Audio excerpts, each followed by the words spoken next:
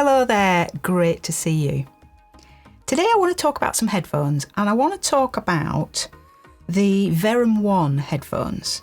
Now, I'm a little bit late to the party with regard to these particular headphones. They've been around for a couple of years, I think, but they're new to me, so I wanted to just make a quick video about them, because what's interesting about them is that they are planar magnetic headphones.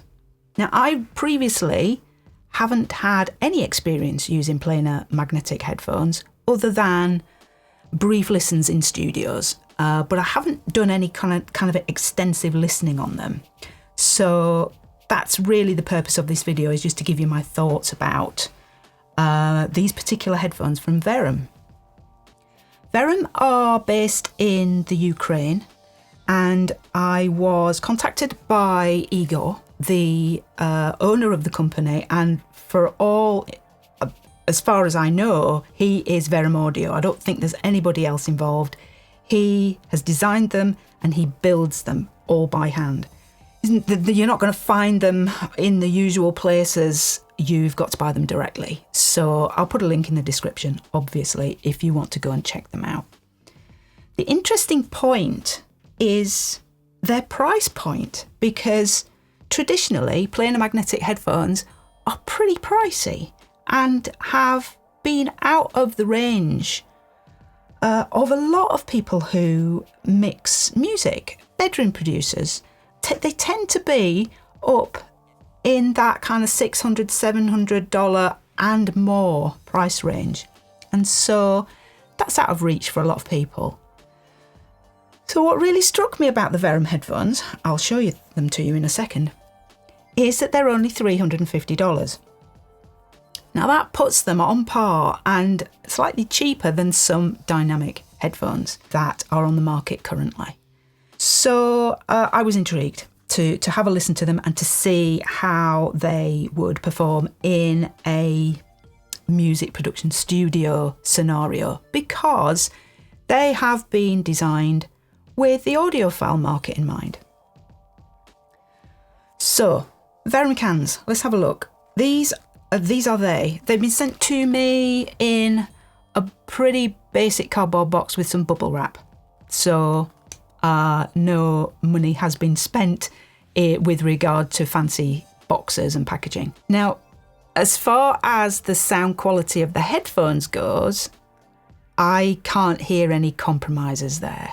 But I'll get to that in a second. These came to me, they're like a black carbon. So they are pretty attractive. They're not as heavy as I expected them to be, which is good. Lightweight cans are always a delight to wear, particularly for long stints. So the first thing I thought when taking these out of the box were that they were a lot lighter than I expected. So looking at the design of them, they look like they look like a planar magnetic headphone. And by that, I mean designs from Audeze, Olo, I'm not quite sure how you pronounce that. And, they're all quite large. And that's down to the design, the way that they actually work, being quite different to dynamic headphones. The other aspects of the cans are that they have this very simple headband here, which looks like leather, but it's not leather. It's fake leather. It doesn't smell plasticky particularly, so that's fine. And the adjustment mechanism is a really kind of basic screw thread that you just kind of, undo this thing. And you can then alter each side independently. So it's a bit of faff, you've got to faff about with it. But once it's set, unless the size of your head changes at some point. Other than that, there are some kind of, I guess, thinking about that cheaper price point. Some of the screws look like something that, picked up in B&Q, but it does the job, that's fine. It's on your head, you can't see it. And it comes with a audio cable, which has these two separate kind of left and right balanced connectors into now I can't remember. I think there we go. I think this is mine. I think it just came with a 3.5mm jack, but that could be because it's a review pair. So, but that's worth checking out, that you're going to get a 1/4" adapter with the pair that you particularly want to buy, if that's the case. When they're on your head, they, like I said, they're fairly light. They are quite large, so if you are blessed with a small head like I am, then they do look quite large. So in actual fact, I'll let you have a laugh, and you can see they're a bit on the large side for me. But if you're a guy, they're just going to look like any other planar magnetic headphones. I think I look a little bit like Princess Leia. Anyway, subjective, obviously. So, very sturdy, and the sort of the clamping force of them doesn't feel overly tight. The pads are really comfortable. They're really soft, and the spring back from the foam is really slow, and it feels quite expensive. The leather, it is leather on the pads, I think. Feels like leather. It's really soft, got a very nice, comfortable feel to it.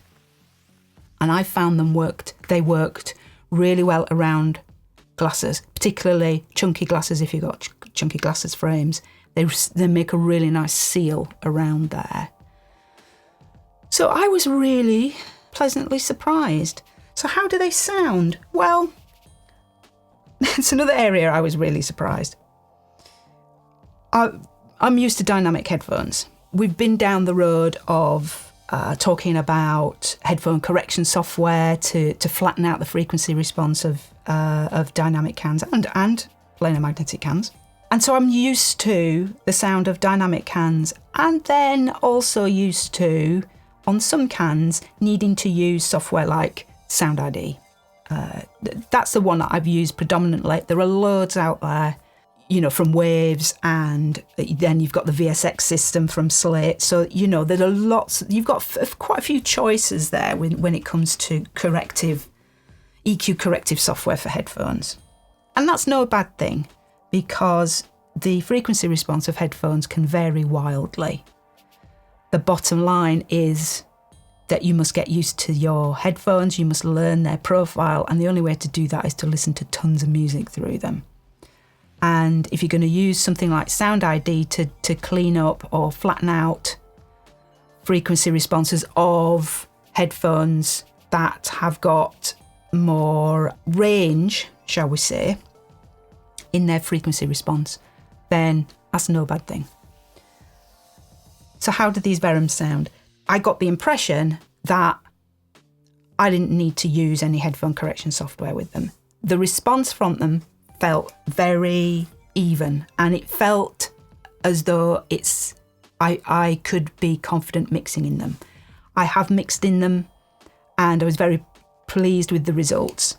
I normally mix with these Focal Clear Pros, have done for a long time now, quite a few years. So I know these headphones very, very well. They do represent the low end. Not hyping the low end, but it's a good low end here. And I got used to that, and quite pleased with the results I've got from these when I've used them mixing. I use them to check mixers on still currently. These have, the low end in particular, felt much more controlled, not as hyped. It felt, I don't really want to use the word flat, but it felt more evenly balanced across the range. So I really enjoyed using these to mix and to mastering. Haven't really talked about the mid-range or the high end of these headphones yet. Much the same as the bass, they just feel really even. Natural. the highs don't feel exaggerated in any way. They feel very natural, not harsh or distorted in any way. The mid-range, again, not overly forward, not overly recessed. I just felt as though they represented the frequency spectrum in a really honest way. So yeah, I'm a little bit late to the party, as I said at the start of the video, because I think Verum 2s are out now. These are Verum 1s, and they are still available on the website. I think Verum 2s are reasonably new. Might be worth checking out the differences on both of them. I don't have any Verum 2s, so I don't know. So, really great, affordable, planar magnetic headphones that will give you pretty even feedback with regard to your mixers. I was using the Verums interchangeably with my dynamic headphones, and I didn't feel as though there was any issue with sensitivity, particularly with regard to them being driven. I'm just using an interface, an Apollo twin interface, and switching between the cans. I didn't notice any difference in level particularly or in detail. So I think they're perfectly suited for the work that we do in home studios. Dynamic headphones can have a better bass response, and that's what I was picking up when talking about the focals, the low end in the focals, and from memory also from the Sennheiser HD 490s that I recently reviewed on the channel. They have a really great bass response as well. So I think it's really worth having these different tools to change perspective when you're mixing, to check these types of qualities of your mix so that it will translate through different devices, whether your end user is listening on headphones or listening on speakers. Dynamic headphones, when you're talking about pros and cons of dynamics versus planar headphones, notably the most notable benefit of planar headphones is that they have got a faster sort of transient response. So you hear more detail and you hear these changes in sounds with more accuracy. So they're great for any kind of critical listening that you might want to do. This makes them great for picking up any kind of problems in the mix, any noises or any other kind of issues that need correcting with EQ or editing in your mix. And this is just down to the design. The dynamic headphones have an actual physical driver or a voice coil that is in a magnetic field and it's moving backwards and forwards. Whereas the planar magnetic headphones, it's more of they've got really thin diaphragms with a electrical pickup or conductor that's in between a couple of magnets, and it only has to move. It's just less weight to move in order to generate the electrical current to give us the sound that we get through headphones. So because planar magnetic headphones can move that much more quickly, that translates to us as a better sense of transient and accuracy. Okay, so hope you found that useful. Really, I do recommend these headphones. $349. Definitely worth considering. The only kind of downside is that you can't go to a shop and try them. So you kind of got to pay your money and keep your fingers crossed. But they're really great sounding headphones. And from what I understand, they compare very well to the more expensive brands of this type of headphone. Can't speak directly to that because I don't have any of those other headphones to compare to. But if you like the idea of planar magnetic headphones, definitely worth a go. So I hope you found this video useful. If you did, it helps the channel greatly if you can give it a thumbs up and click the bell to get notified when I release another video. If you mix in headphones regularly, then you might be interested in this video that is on screen now.